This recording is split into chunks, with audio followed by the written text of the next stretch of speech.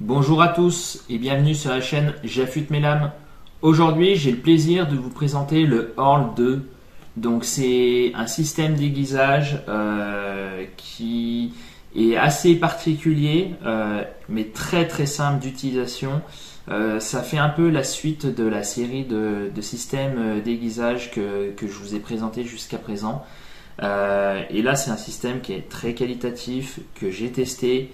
Et donc là, je vais vous montrer un petit peu comment il fonctionne et je vais vous faire un petit peu la présentation. Donc quand on le reçoit dans cette jolie boîte. Voilà. On dirait presque comme une boîte de smartphone. Voilà. Hop.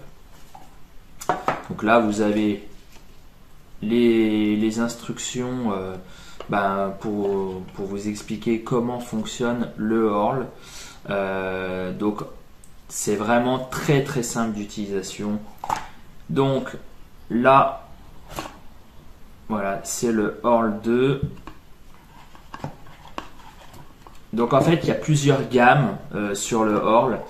Donc je vais vous expliquer tout ça. Donc là, pour le coup, c'est le Orle 2 avec, voilà, on a deux systèmes pour affûter. Donc là, à 15 degrés et à 20 degrés. Voilà.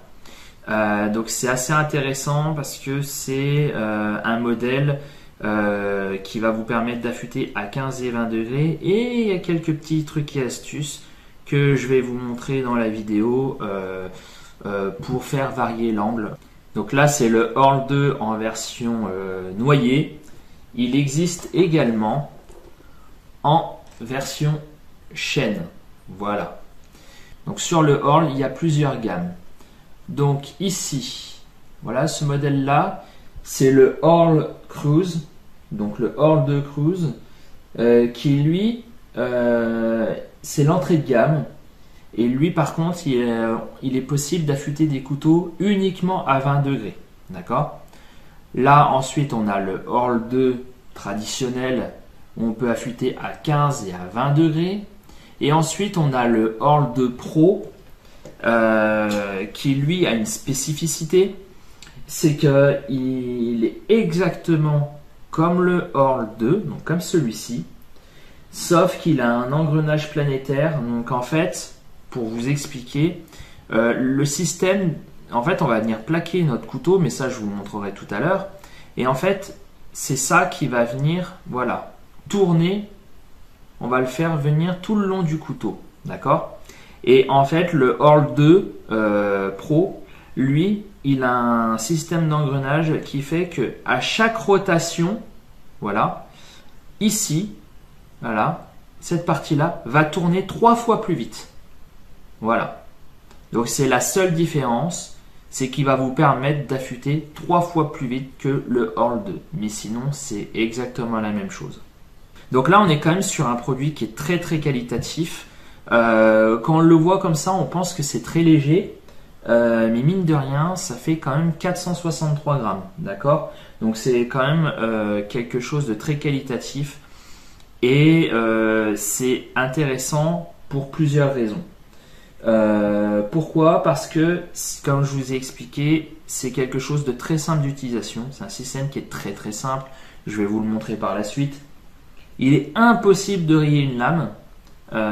C'est un peu le principe des systèmes d'aiguisage, hein, contrairement à main levée, où quand on va venir affûter à main levée, le problème c'est que on peut faire varier l'angle manuellement et faire quelques dégâts si on ne fait pas attention. Là, c'est pas possible. Et l'avantage également, c'est que ça va permettre un aiguisage constant et même sur les aciers les plus durs, parce qu'en fait, on va venir affûter ici avec une partie diamantée. Donc tous les aciers pourront être pris, même les aciers les plus durs, même les aciers japonais. Donc ça, c'est vraiment intéressant. Pendant l'affûtage, on n'utilise pas d'eau. Voilà, on affûte à sec.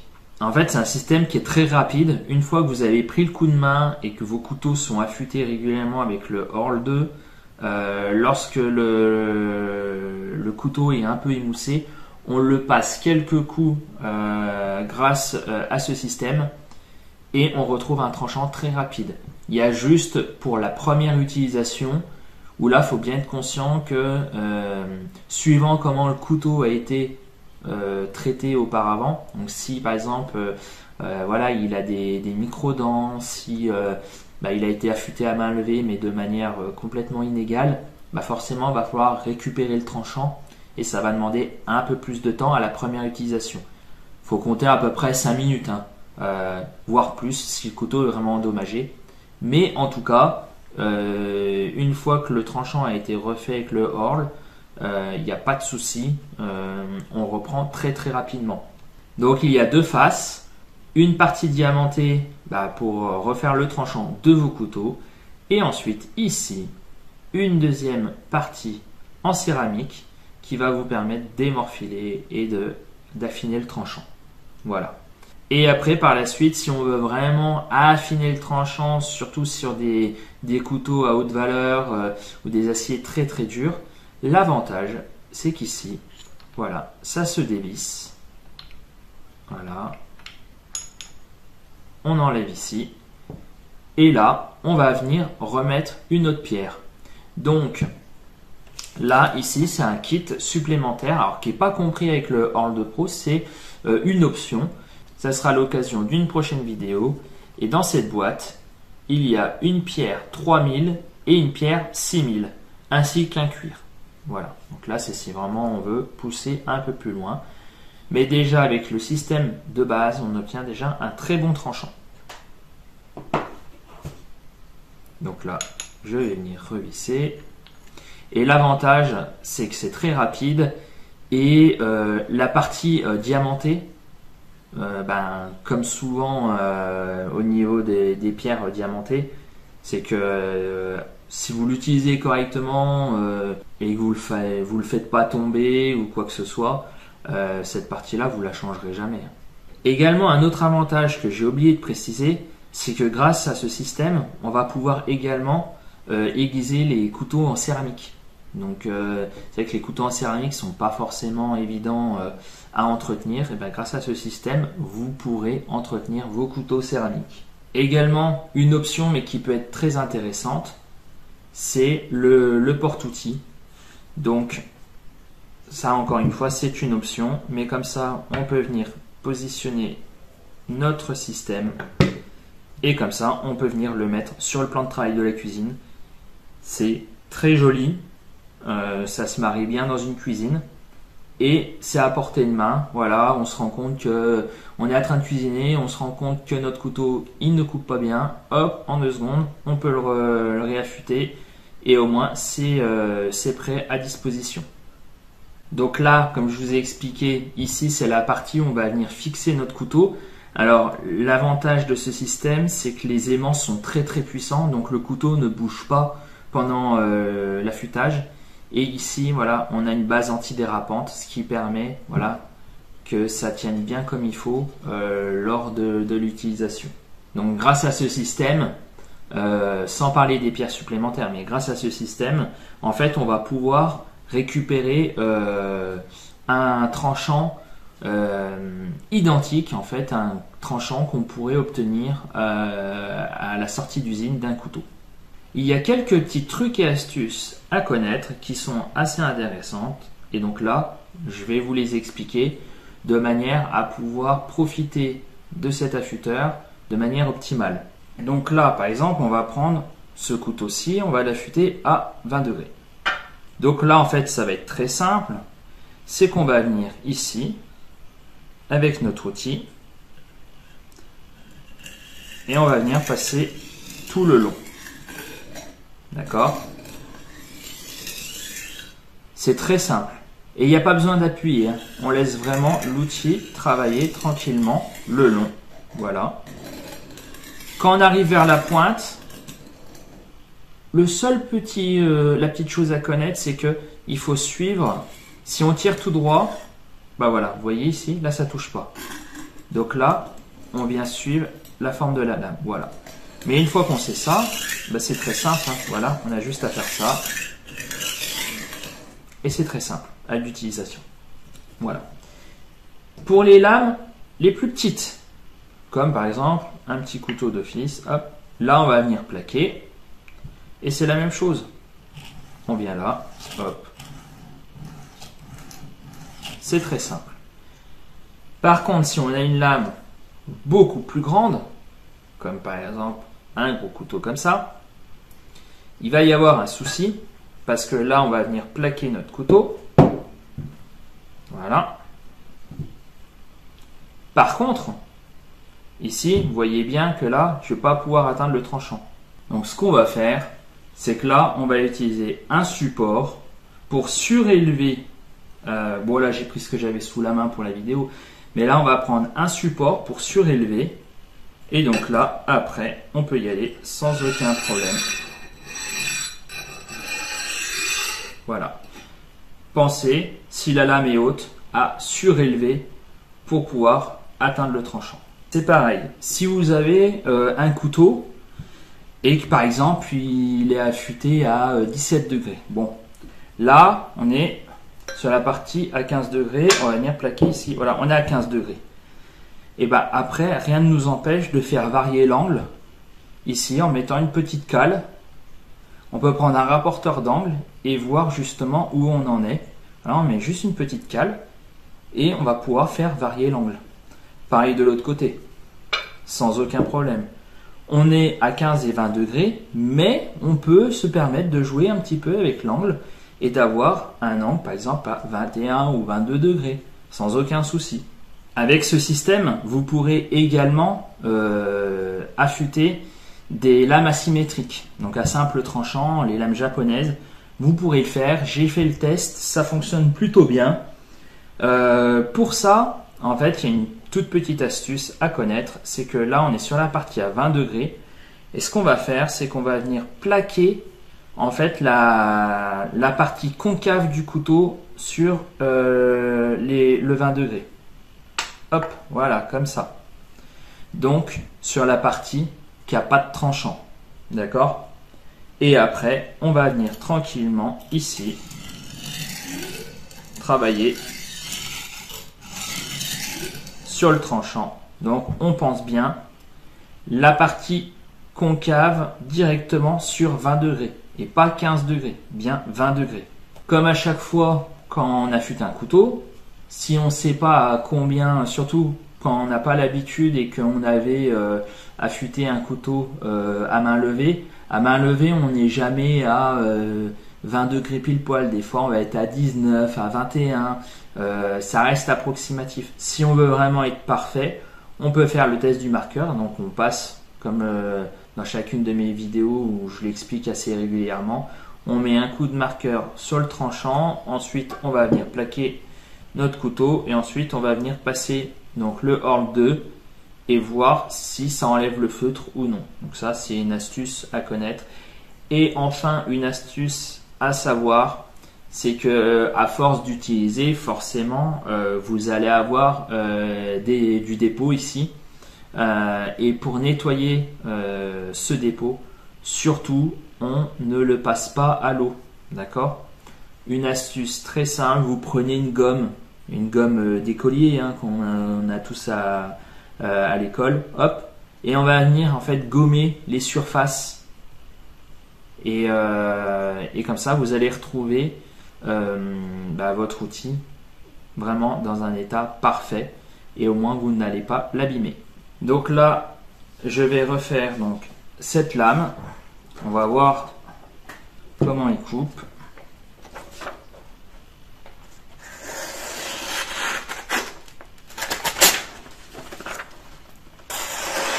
Alors la lame coupait plus extrêmement bien, d'ailleurs voilà ici elle coupe pas très bien. Cette partie là elle coupait un tout petit peu, mais voilà c'est pas non plus terrible. Donc là on va le refaire tranquillement. Donc là je vais plaquer, c'est un couteau européen, donc en général les couteaux européens on les affûte à 20 degrés. Alors comment déterminer son angle? Chacun fait comme il veut. Si vous voulez respecter l'angle d'origine, ce que vous pouvez faire, c'est que vous mettez un coup de marqueur et faire un test pour voir si c'est plus à 15 ou 20 degrés.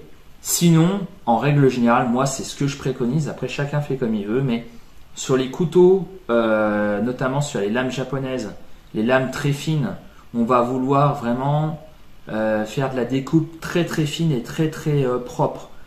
Genre un carpaccio, du saumon, voilà, du poisson frais, on va faire des jolies tranches et tout. On va être plus sur 15 degrés.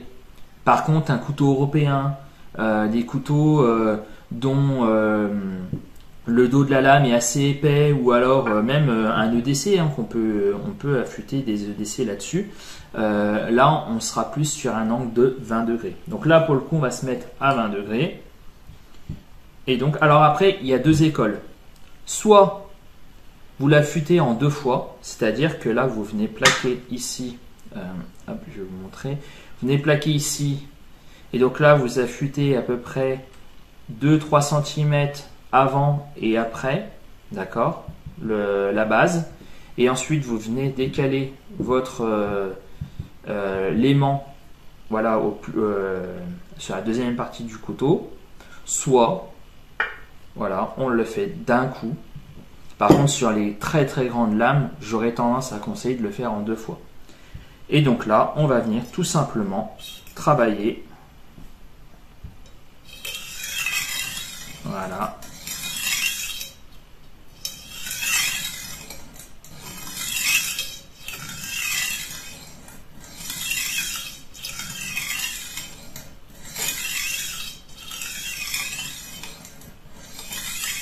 Il n'y a pas besoin d'aller vite, il n'y a pas besoin d'appuyer. Et on laisse ça tranquillement.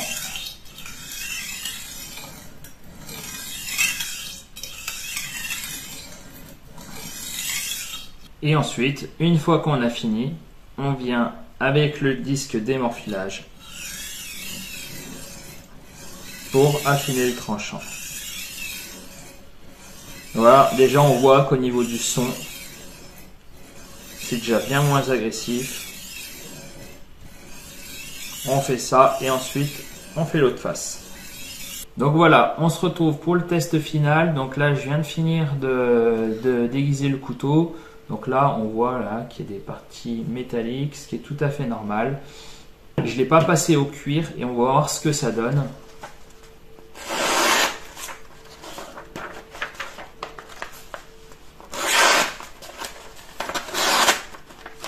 Bon, ça c'est certainement un petit peu de mortier qui reste.